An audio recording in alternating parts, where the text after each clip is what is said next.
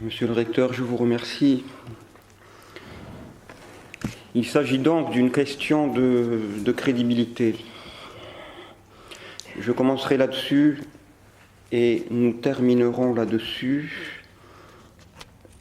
C'est vrai que la tradition bimillénaire condamne le concile, mais un seul homme ne vit pas 2000 ans.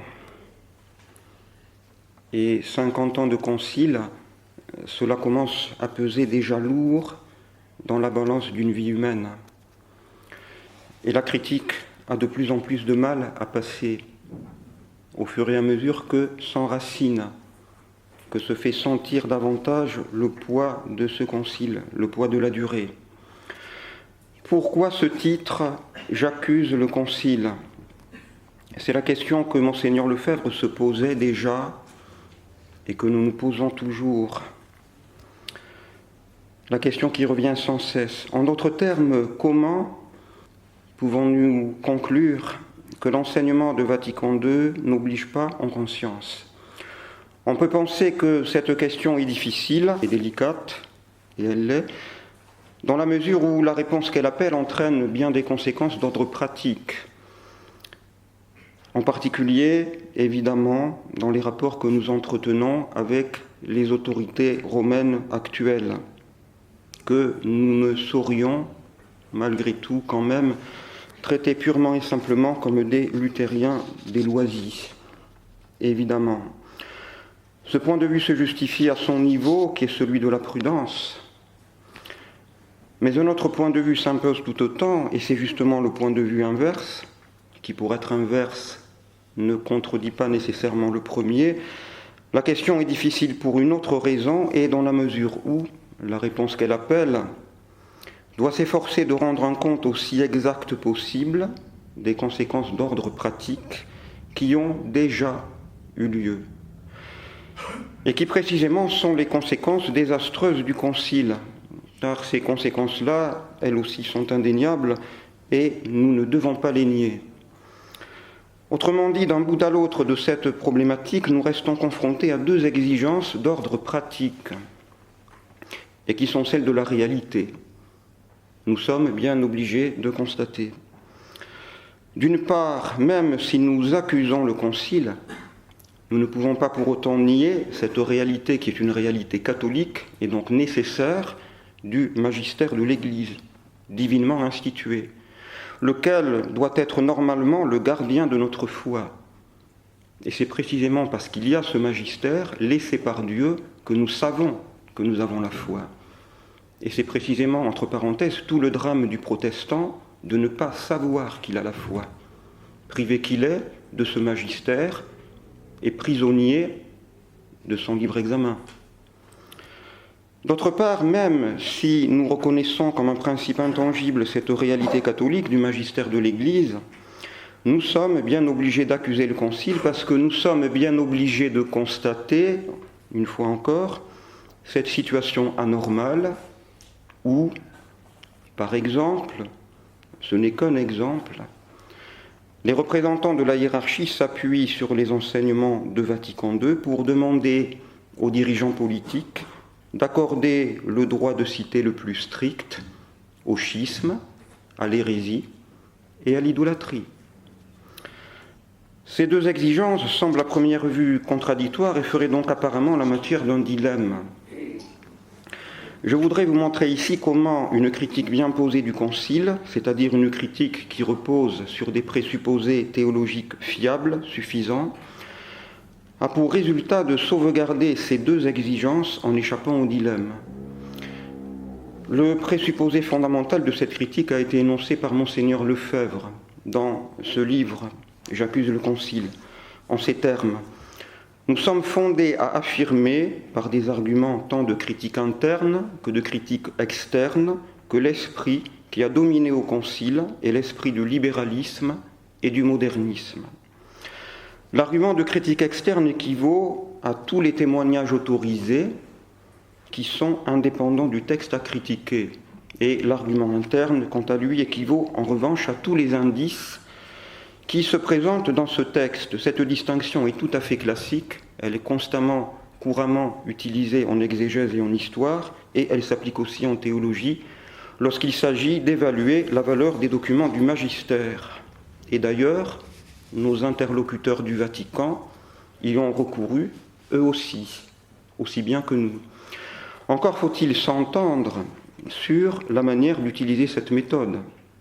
Et tout va dépendre en particulier de la façon dont on conçoit l'argument de critique externe, qui est le principal. C'est-à-dire le critique indépendant des textes du Concile à la lumière desquels on peut légitimement juger. Et c'est justement ici que les représentants de la Fraternité Saint-Pie X se sont séparés de ceux du Saint-Siège. Et cette divergence est très profonde, parce qu'elle porte précisément sur la nature intime du magistère ecclésiastique. Et c'était d'ailleurs l'objet de nos dernières discussions qui, comme l'évoquait Monseigneur ce matin dans son sermon, ont tourné court, autour précisément de ce point crucial. Pour vous permettre d'apprécier la profondeur de cette divergence, je vais tâcher de synthétiser la question en 4 points. Premièrement, nous essaierons de situer exactement la difficulté que soulève Vatican II. Deuxièmement, nous examinerons les 2 solutions qui apparaissent envisageables à la réflexion théologique pour rendre compte de ce fait sans précédent qu'est le Concile Vatican II. Troisièmement, nous évaluerons ces 2 solutions en les confrontant aux enseignements révélés qui nous indiquent la nature du magistère. Et enfin, quatrièmement, nous tâcherons d'échapper au dilemme. Voyons donc pour commencer à quel niveau se situe précisément la difficulté soulevée par Vatican II. Il s'agit simplement de débroussailler le terrain pour éviter de tomber dans ce genre de caricature que l'on fait de la position de la Fraternité Saint-Pie X. Je rappellerai tout d'abord quelques distinctions et vous indiquerai ensuite l'originalité foncière du cas qui nous occupe. Les distinctions élémentaires sont les suivantes. Vatican II peut être considéré, premièrement, comme une autorité magistérielle au sens d'un sujet, c'est-à-dire comme la personne morale d'un concile œcuménique légitimement convoqué et en principe organe authentique du magistère. Vatican II peut être considéré, deuxièmement, comme l'acte de cette autorité, laquelle fait alors œuvre de magistère en promulguant officiellement 4 constitutions, 9 décrets et 4 déclarations. Enfin, Vatican II peut être considéré troisièmement comme objet de cet acte de l'autorité et on entend alors par là l'ensemble des enseignements magistériels promulgués par le pape lors de ce concile. Ceci dit, il est hors de doute que Vatican II fut un magistère légitime au premier sens subjectif. La question posée est donc de savoir si Vatican II fut un magistère légitime, obligeant comme tel en conscience, au deuxième et au troisième sens, en tant qu'acte d'autorité et aussi dans son objet. L'originalité foncière de Vatican II apparaît de 3 manières. Premièrement, cette originalité consiste en ce que nous avons affaire à un concile œcuménique non infaillible et de fait contesté, mais dont les actes furent pourtant promulgués par le pape Paul VI selon les formes requises, les formes les plus strictement juridiques, et dont les enseignements objectifs devraient être reçus, selon les dires du même Paul VI, comme l'expression d'un magistère ordinaire suprême, non infaillible certes, mais réputé inhérent. Le Concile pouvait se tromper, mais de fait, il ne s'est pas trompé. Il est arrivé par le passé que les enseignements des chefs de l'Église aient été pris en défaut. Ce sont des épisodes célèbres, des cas qui sont signalés dans tous les manuels d'histoire et de théologie. Cela nous montre que l'infaillibilité du magistère solennel doit s'entendre dans des limites très précises. Cela nous montre aussi que l'inhérence dont bénéficie ordinairement la prédication des pasteurs n'est pas absolue et autorise certaines défaillances. Mais Vatican II représente par rapport à tous ces épisodes une situation absolument inédite.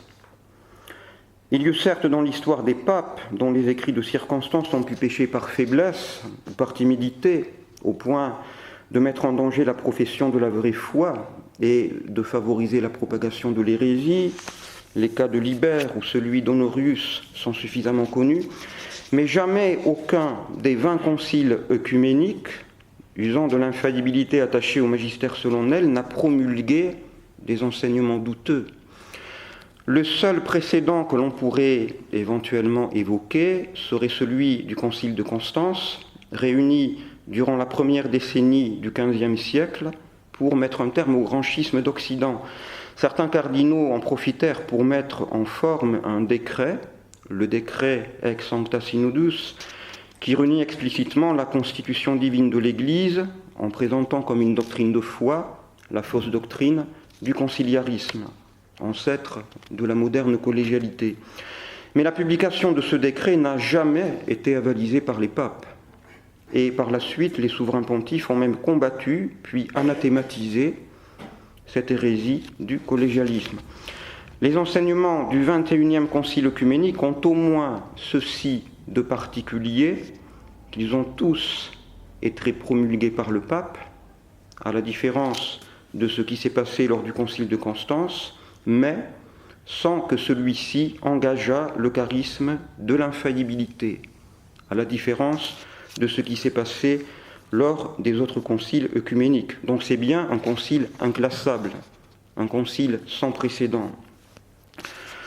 Deuxièmement, Vatican II se signale en raison de l'intention, elle aussi inédite, du magistère pastoral, indiqué par Jean XXIII dans son discours d'ouverture du 11 octobre 1962. Les textes sont connus.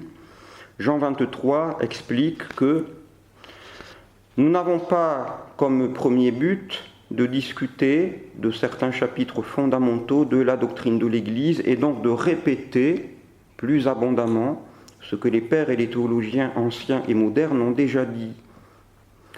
Il faut simplement que cette doctrine, certaine et immuable, qui doit être respectée fidèlement, soit approfondie et présentée de la façon qui répond aux exigences de notre époque. Et distinction est faite entre le dépôt de la foi et la façon de l'exprimer en des termes qui parlent à l'homme contemporain. Voilà qui est nouveau. Jusqu'ici, le but des conciles était de définir les dogmes, c'est-à-dire de donner une expression suffisamment précise, explicite et donc définitive de la vérité révélée. Vatican II ne s'est pas assigné une pareille tâche. Son but ne fut pas d'abord de définir la vérité en imposant à son époque des formules qui correspondissent de la manière la plus précise possible aux exigences de la vérité éternelle. Son but fut de proposer cette même vérité révélée, mais à travers des formules qui correspondissent aux exigences de l'époque présente. Et dans une allocution au Sacré Collège, le 23 décembre suivant, Jean XXIII explique davantage. L'objet essentiel n'est donc pas une discussion sur tel ou tel article de la doctrine de l'Église. Pour cela, un concile n'aurait pas été nécessaire, mais cette doctrine doit être étudiée et exposée suivant, c'est la phrase célèbre qui a été reprise et commentée, suivant en se réglant pour les formes et les proportions sur les besoins d'un magistère dont le caractère est surtout pastoral, suivant les modes de recherche et de formulation littéraire de la pensée moderne. C'est la même idée. Je ne dis pas ici, du moins pas encore, que cette idée était fausse, qu'elle a engagé le magistère dans la voie de l'hérésie, ou retiré à l'avance toute valeur proprement magistérielle au texte du Concile. Je dis simplement que cette idée est nouvelle, absolument inédite, et qu'elle nous fournit un motif supplémentaire pour conclure simplement que Vatican II représente un phénomène sans précédent dans toute l'histoire de l'Église. Et ce constat est d'ailleurs corroboré, légitimé, par un jugement quand même autorisé, celui du cardinal Ratzinger, dans son livre « Les principes de la théologie catholique », paru en français en 1982, 20 ans après le Concile. Le préfet de la foi y affirme que, je le cite, par sa forme et la direction de ses déclarations, la constitution pastorale Gaudium et Spes, que selon lui il faut considérer comme le véritable testament du Concile, s'écarte dans une large mesure de la ligne de l'histoire des conciles. et permet par le fait même, plus que tous les autres textes, de percevoir la physionomie spéciale du dernier concile. Donc c'est clair, de l'aveu autorisé d'un représentant attitré du Saint-Siège, et non des moindres, Vatican II ne fut donc pas un concile comme les autres. Troisièmement, Vatican II se signale enfin parce qu'il fut le théâtre de ce qui apparaît bel et bien, pas seulement avec le recul du temps, comme une véritable subversion, puisque de nouveaux schémas élaborés par des instances parallèles furent substitués aux anciens schémas officiellement présentés par l'autorité légitime. Sans doute, ce coup de force peut-il revêtir les apparences de la légalité, puisqu'il a bénéficié de la complicité du pape Jean XXIII, mais il n'en suscita pas moins l'opposition de bon nombre de pères conciliaires, qui contestèrent assez vite ces nouveaux schémas, sur tous les points où ceux-ci s'écartaient, tantôt ouvertement, tantôt insidieusement, de la saine doctrine, pour aller dans le sens d'une modernité inconciliable avec les principes du catholicisme.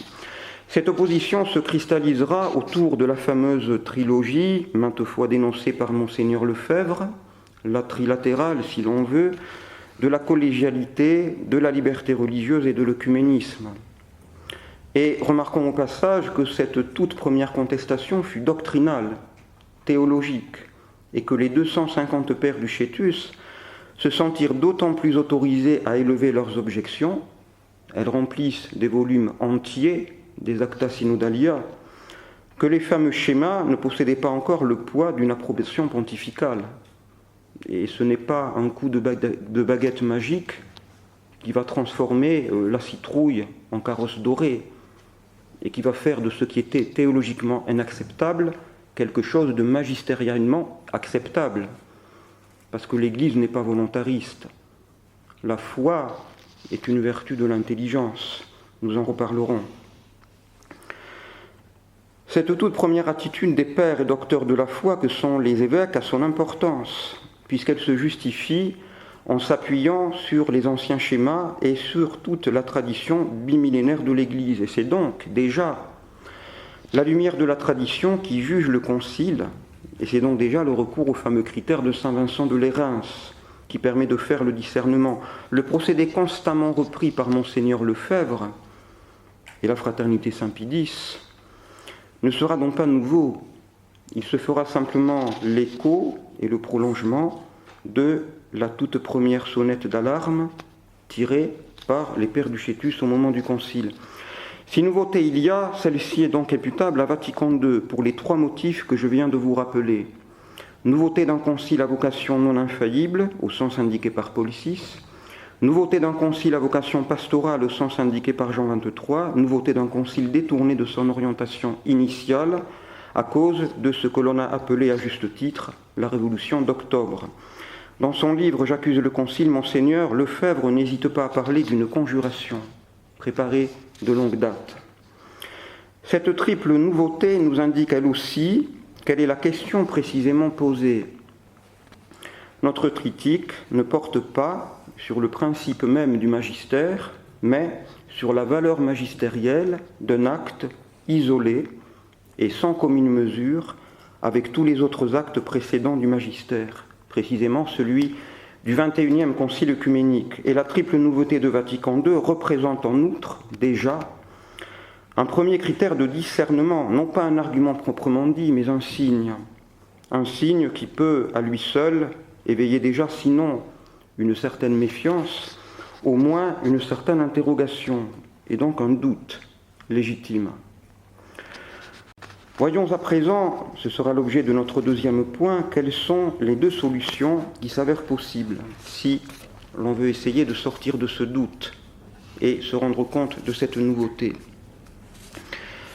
La première solution est celle qui est préconisée par Benoît XVI dans le discours de 2005. Et c'est cette unique solution qui a été avancée par les représentants du Saint-Siège tout au long de nos discussions, en particulier lors de la discussion finale sur la question cruciale du Concile, du magistère. L'argument n'a pas varié.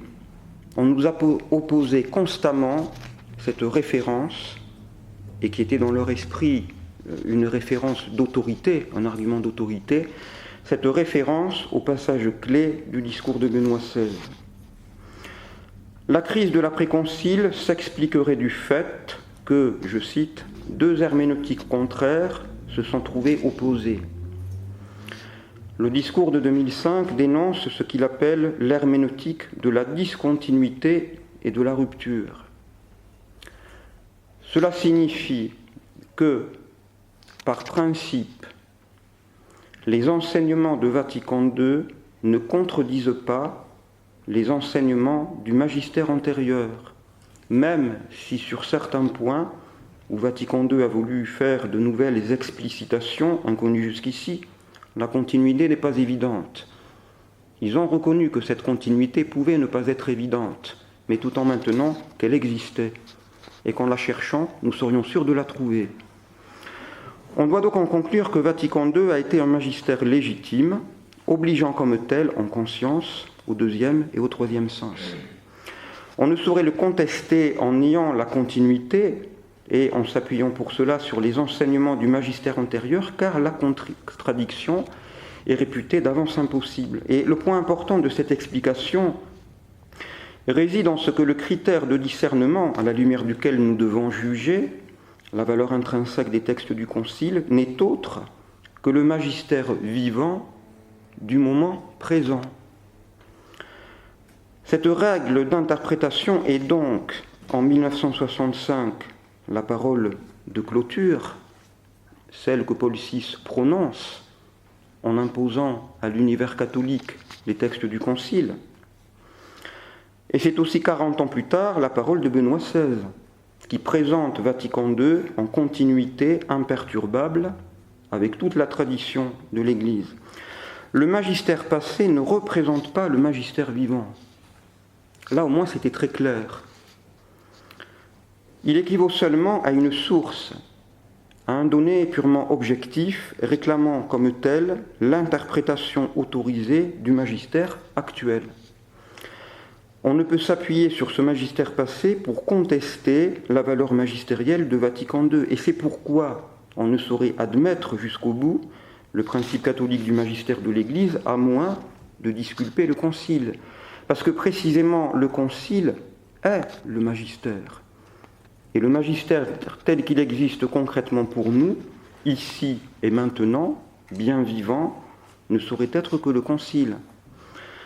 Tout le magistère passé ne peut trouver sa vraie signification qu'à travers celle qu'en donne Vatican II. C'était un dialogue de sourds. Cet argument de critique externe, tel que le définit Benoît XVI, n'est pas nouveau. On le trouve déjà dans le discours prononcé le 21 novembre 1964 par le pape Paul VI lors de la clôture de la 3e session du Concile. Je cite « Ce que l'Église a enseigné pendant des siècles, nous l'enseignons également. Ce qui était jusqu'ici simplement vécu se trouve maintenant exprimé. Ce qui était incertain est éclairci, ce qui était médité, discuté et en partie controversé parvient aujourd'hui à une formulation sereine. La nouveauté de Vatican II ne serait donc qu'apparente et n'impliquerait aucune contradiction réelle à l'égard du magistère antérieur, pour la bonne et simple raison qu'elle se situerait seulement au niveau des expressions. Il n'existe donc pas d'enseignements doctrinaux du Concile qui ne soient pas pleinement compatibles avec la doctrine de la foi catholique. De cela, nous devons être sûrs, en raison de critères que représente pour nous la parole autorisée du magistère vivant qui se confond, qui se résume avec celle du magistère présent. Dans une pareille logique, on dira donc, et on nous a dit, que la continuité de l'enseignement du magistère du point de vue de l'objet est présupposée par le fidèle catholique. S'il éprouve de la difficulté à comprendre cette continuité, il doit la chercher dans l'adhésion à l'enseignement actuel de l'Église. Si à l'inverse, le fidèle se fie à sa propre lecture des textes du magistère passé pour affirmer que l'Église mène aujourd'hui les fidèles à perdre la foi, on peut se demander quelle est la raison de son adhésion au magistère passé. car il semble que cette adhésion au magistère passé repose sur une interprétation personnelle plutôt que sur la soumission au magistère vivant de l'Église. Pareille attitude ressemblerait à celle des protestants. En voulant être fidèle à la tradition du passé contre le magistère actuel, on court le risque de refuser la continuité de la tradition, ce qui est directement anti-traditionnel. On retrouve encore ce présupposé dans l'article de Monseigneur Ocaris, paru dans l'Osservatore Romano de décembre 2001, auquel nous avons dû répondre dans les colonnes du Courrier de Rome. Je vous cite le passage intéressant. Une interprétation authentique des textes conciliaires ne peut être faite que par le magistère même de l'Église. C'est pourquoi le travail théologique d'interprétation des passages qui, dans les textes conciliaires, suscitent des interrogations ou semblent présenter des difficultés, doit avant tout tenir compte du sens dans lequel les interventions successives du magistère ont entendu ces passages. À cet égard, il ne semble pas superflu de tenir compte du fait que presque un demi-siècle s'est écoulé depuis la conclusion du Concile Vatican II et qu'au cours de ces décennies, 4 pontifes romains se sont succédés sur la chaire de Pierre. En examinant le magistère de ces papes et l'adhésion que lui a donnée l'épiscopat, une éventuelle situation de difficulté devrait se changer en une adhésion sereine et joyeuse au magistère, interprète authentique de la doctrine de la foi. Tout repose ici sur l'assimilation qui est faite entre le magistère vivant et le magistère présent. Le magistère passé représentant encore une fois seulement une source, confiée à la discrétion de ce magistère identiquement vivant et présent. Telle est donc la première solution véhiculée par le discours de 2005. Il en résulte que les enseignements objectifs de Vatican II doivent être considérés comme l'expression d'un magistère ordinaire suprême, non infaillible et inhérent. La deuxième solution est celle toujours suivie par Monseigneur Lefebvre et la Fraternité Saint-Pie-X. Elle prend pour argument de critique externe le témoignage autorisé de tout l'enseignement du magistère antérieur à Vatican II, enseignement extrinsèque à celui-ci du fait même qu'il lui est antérieur. Et elle suppose par le fait même une autre logique différente de celle du discours de 2005, où le magistère vivant ne se réduit pas au magistère présent. Ce magistère vivant équivaut à l'ensemble de toute la prédication ecclésiastique accomplie jusqu'ici pour donner le même sens à la même vérité révélée. Et c'est donc cet écho inaltéré de la révélation qui juge le Concile, du fait même qu'il entre en dissonance avec lui. Et cet argument établit que le magistère indubitable de l'Église catholique a déjà condamné clairement et indubitablement, et même dans certains cas infailliblement, certaines affirmations que Vatican II a voulu présenter comme l'expression de la vérité adaptée aux esprits de l'époque moderne. Cet argument établit aussi que le même magistère indubitable de l'Église catholique a déjà donné de la vérité révélée une expression claire et définitive que Vatican II a voulu reformuler d'une manière obscure, équivoque et ambiguë, sous prétexte d'adapter, là encore, le message de l'Église aux esprits de l'époque moderne. Il résulte de cet argument qu'au moins sur tous les points signalés, Vatican II n'a pas pu exercer l'acte d'un véritable magistère, puisque celui-ci doit se signaler par sa constance. Et puis toujours dans cette deuxième solution, l'argument de critique interne équivaut à toutes les insuffisances, ambiguïtés, obscurités, voire incohérences et contradictions prises telles qu'elles apparaissent dans les textes de Vatican II, et cette fois-ci indépendamment de leur relation de non-conformité au magistère antérieur. On peut y inclure les déclarations d'intention qui sont partie intégrante du message de Vatican II et qui révèlent jusqu'à un certain point une logique étrangère au principe du catholicisme. Et ce sont donc les fameuses déclarations des papes Jean XXIII et Paul VI, les discours pontificaux subséquents de Jean-Paul II et Benoît XVI, ou encore les réflexions des différents théologiens qui ont collaboré à la réalisation et à la mise en œuvre des enseignements conciliaires. Ces déclarations prouvent que l'intention radicale de Vatican II était de nature à ébranler profondément la certitude des vérités enseignées jusqu'ici par le magistère de l'Église comme faisant définitivement partie du dépôt de la tradition. C'est une idée très importante qui est soulignée par Monseigneur Lefebvre en 1966 dans une réponse qu'il adresse au cardinal Ottaviani. Monseigneur Lefebvre n'a pas pris d'initiative dans un premier temps. Il s'est contenté de répondre au premier cri d'alarme qui venait directement de l'autorité elle-même.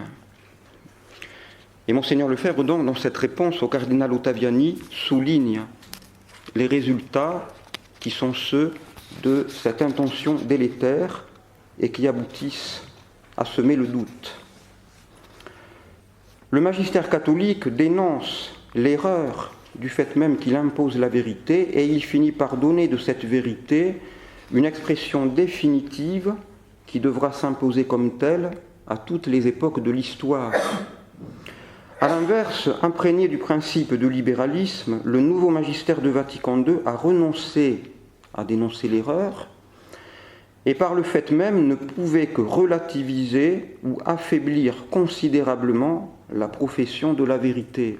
Et il n'a pas voulu non plus exprimer cette vérité dans des formules définitives et intemporelles, en préférant lui donner la forme d'énoncé adaptée à l'époque présente, au monde de ce temps. Et là encore, la foi et la morale ne pouvaient que s'en trouver considérablement relativisées. Or, cette nouvelle intention engage comme telle tout le Concile Vatican II. Elle imprègne toute la démarche de ce nouveau magistère, ainsi que toute la prédication qui s'en fera l'écho. Et c'est pourquoi, en vertu même du nouveau type d'intention déclaré par Jean XXIII et Paul VI, le Concile Vatican II s'est engagé dans une logique d'équivoque et d'ambiguïté caractéristique du libéralisme et contraire à la logique de la véritable autorité magistérielle. Vatican II apparaît donc comme un magistère globalement douteux au deuxième et au troisième sens, et ce doute qui ébranle l'autorité de ce concile se communique à tous les actes du magistère postérieur dans la mesure où celui-ci se veut le continuateur de la nouvelle démarche inaugurée à Vatican II. La question qui se pose finalement derrière ces deux solutions, celle du discours de 2005 et celle de « J'accuse le Concile », est de savoir quelle est la nature exacte du critère de discernement utilisé pour évaluer la valeur de Vatican II. Plus précisément, il s'agit de savoir quel est le magistère vivant à la lumière duquel nous pouvons juger Vatican II.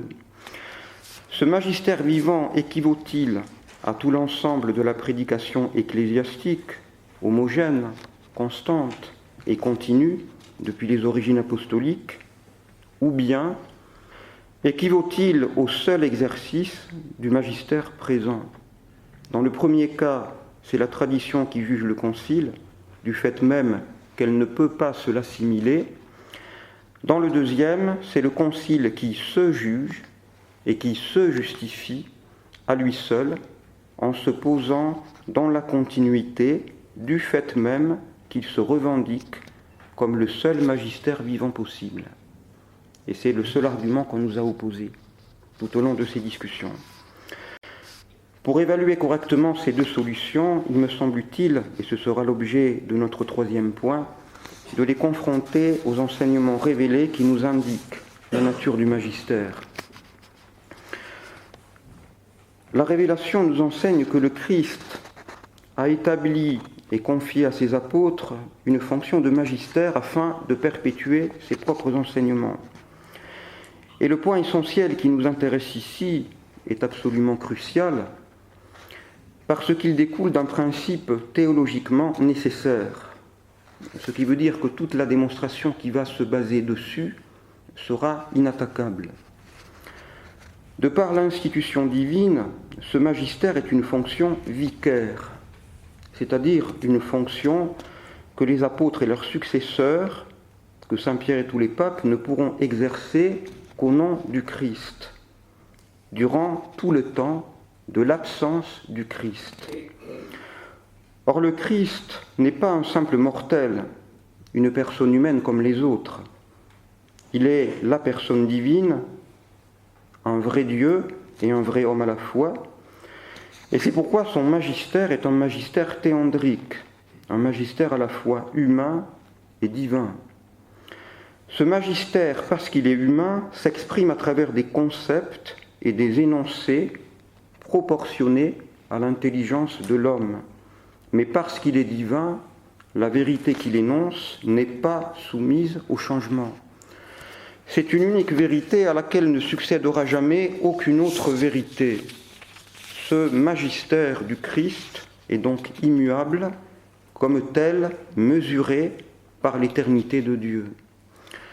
La vérité qu'il exprime n'est pas la vérité de ce temps, la vérité d'un moment plutôt que d'un autre, elle est la vérité de tous les temps, parce qu'elle est en dehors du temps, au-dessus de tous les temps.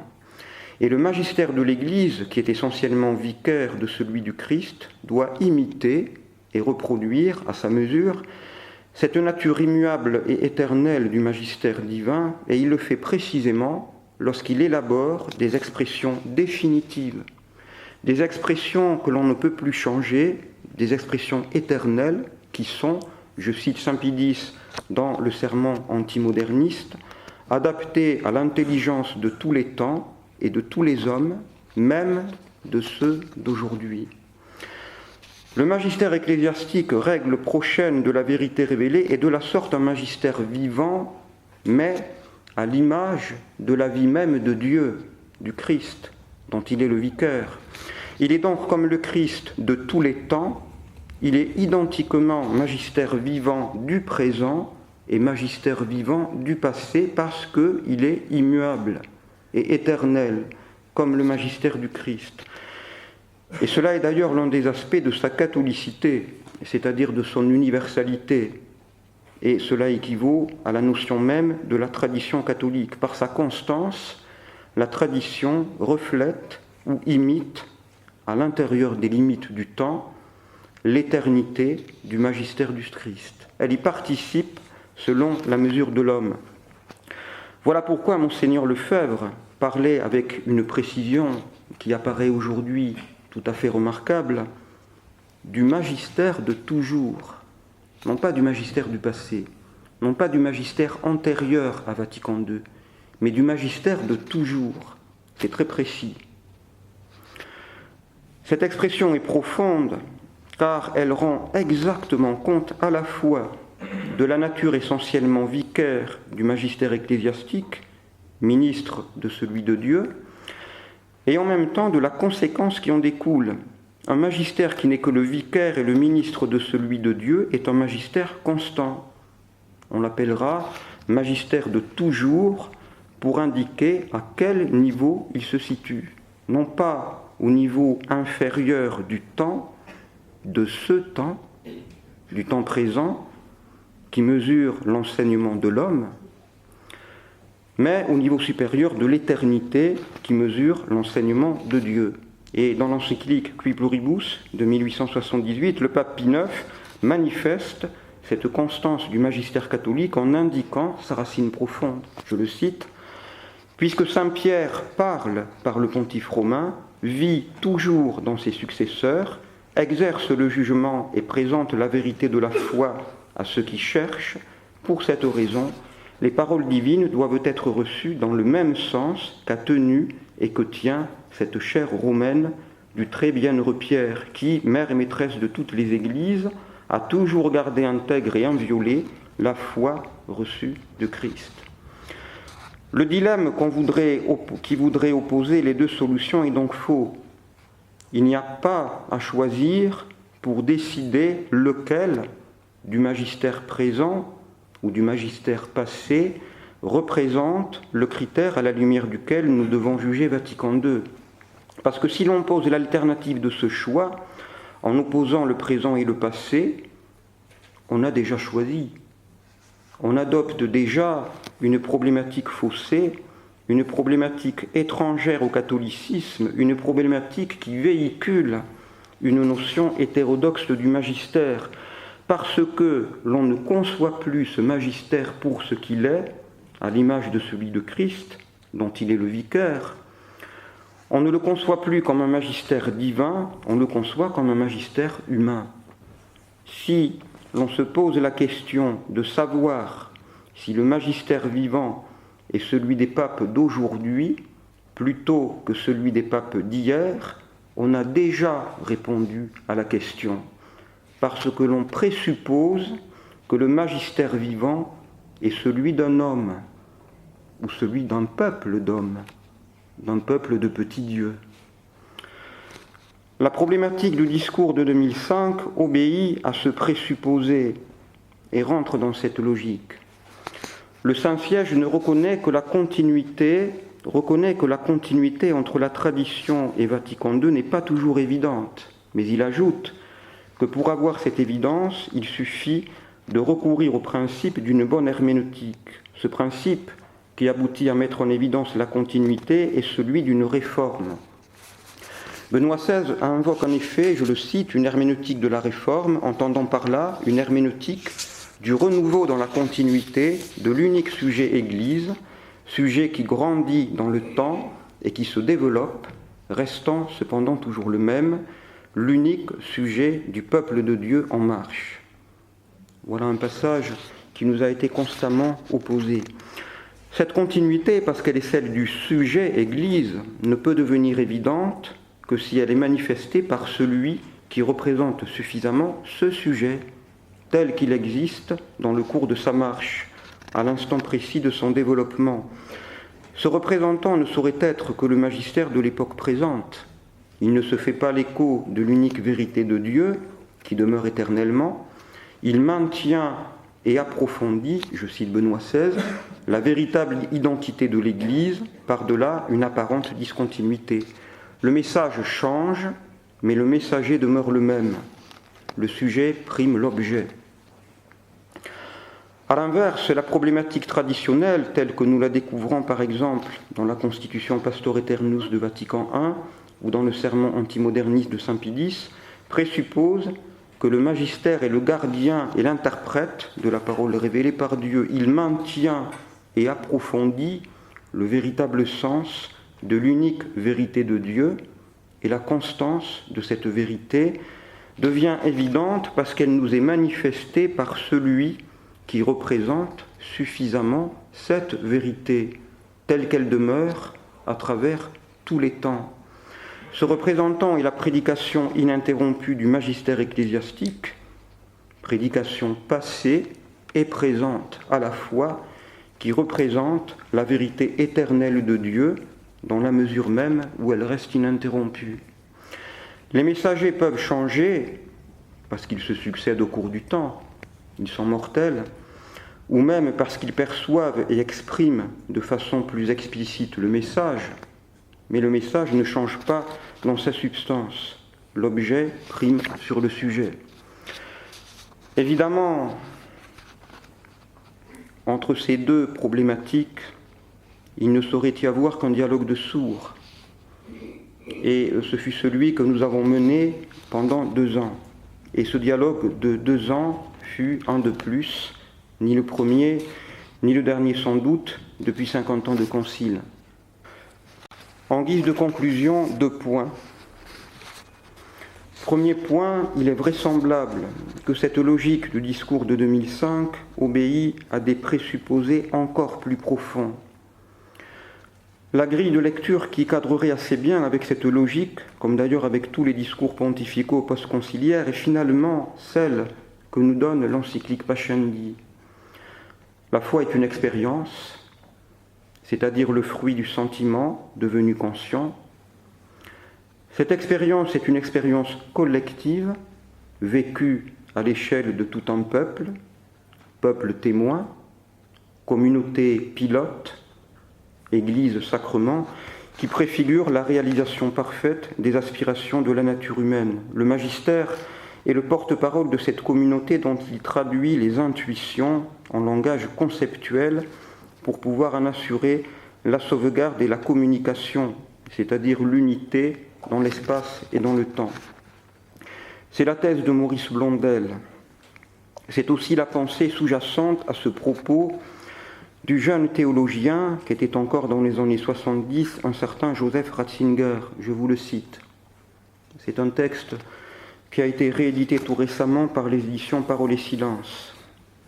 Christocentrisme dans l'annonce, dans Dogme et annonce, Parole et Silence 2012, page 47. Quand dans son credo l'Église dit « je crois », elle parle en tant que moi global qui traverse toutes les époques et les unifie. L'Église est un espace dans l'histoire qui vit d'une série bien précise d'expériences fondamentales et constituantes et qui, grâce à elle, conserve son identité au-delà des millénaires. Devenu préfet de la Congrégation pour la doctrine de la foi, il écrira ce qui suit pour justifier, dans un texte officiel du Saint-Siège, la condamnation de l'ordination sacerdotale des femmes. L'Écriture ne peut devenir le fondement d'une vie que si elle est confiée à un sujet vivant, celui-là même dont elle est née. Elle a eu son origine dans le peuple de Dieu guidé par l'Esprit Saint, et ce peuple, ce sujet, n'a cessé de subsister. Le Concile Vatican II a exprimé tout cela de la manière suivante, citation de Dei Verbum numéro 9. L'Église ne tire pas de la seule Écriture sainte sa certitude sur tous les points de la révélation. Selon la vision de Vatican II, l'Écriture, la tradition et le magistère ne doivent pas être considérés comme trois réalités séparées, mais l'Écriture, lue à la lumière de la tradition et vécue dans la foi de l'Église, s'ouvre, dans ce contexte vital, dans sa pleine signification. Vous me direz vous-même si ce genre de discours est en parfaite harmonie avec ceux que nous lisons sous la plume de Saint Pie. Cette grille de lecture est très éclairante et nous travaillons, mes confrères, Monsieur l'abbé Calderon, Monsieur l'abbé de la Roque et les pères dominicains de la revue Le Sel de la Terre, nous travaillons à en vérifier la pertinence, mais ce n'est pas chose facile, puisque comme je vous le disais, je vous le signalais hier à propos de la collégialité, cette pensée conciliaire est tortueuse. Elle serpente comme un reptile. Elle donne souvent le change grâce à un mélange savamment dosé. Et Monseigneur Lefebvre en avait déjà fait le constat dans J'accuse le Concile. Les bons passages de Vatican II, quand il y en a, dit-il, servent de prétexte pour faire passer les textes équivoques, minés, piégés. Bons en eux-mêmes, ces passages sont récupérés dans une logique qui n'est pas bonne, mais l'illusion demeure.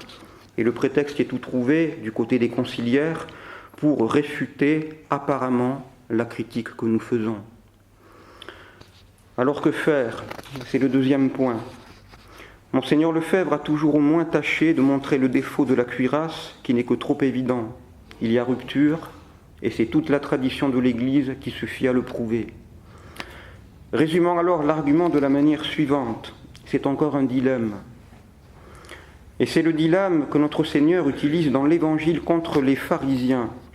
Le Christ est-il Dieu, oui ou non ? L'Ancien Testament qui parle par la bouche des prophètes dit que oui. Et donc, si le judaïsme qui nie cette divinité dit vrai, l'Ancien Testament a menti. Et donc le judaïsme qui prétend s'appuyer sur les prophètes de l'Ancien Testament ment lui aussi. On ne sortira pas de la contradiction. Et l'Évangile conclut l'épisode en nous disant qu'à partir de ce moment-là, plus personne n'osait interroger notre Seigneur. De la même manière, si Vatican II dit vrai, le magistère précédent qui dit le contraire a menti, ou bien il s'est trompé. Et si tous les papes et tous les évêques ont menti ou se sont trompés pendant 20 siècles, ils ne pouvaient pas parler au nom de Dieu. Leur magistère, continuateur de celui du Christ et des apôtres, était un magistère humain et faillible. Et donc Vatican II, qui prétend s'appuyer sur ce magistère antérieur et le continuer sans rompre avec lui, ment ou se trompe lui aussi. Si l'œcuménisme, si la liberté religieuse exprime la vérité, si l'on a raison de béatifier Jean-Paul II et de célébrer les 25 ans d'assises, alors Vatican II n'est pas une parole qui nous oblige, parce que ce n'est pas la parole du Christ qui est Dieu.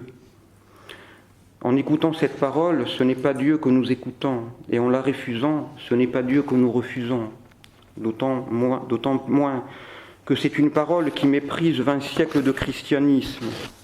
Et ceci dit, je retourne à mon point de départ, ce sera le dernier mot, un seul homme ne vit pas de 1000 ans, et 50 ans de Vatican II commencent à peser de plus en plus lourd dans la balance d'une vie humaine.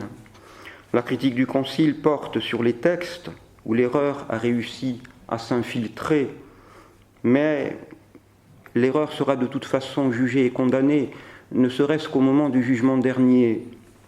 La critique doit aussi s'exercer dans les esprits, auprès des âmes.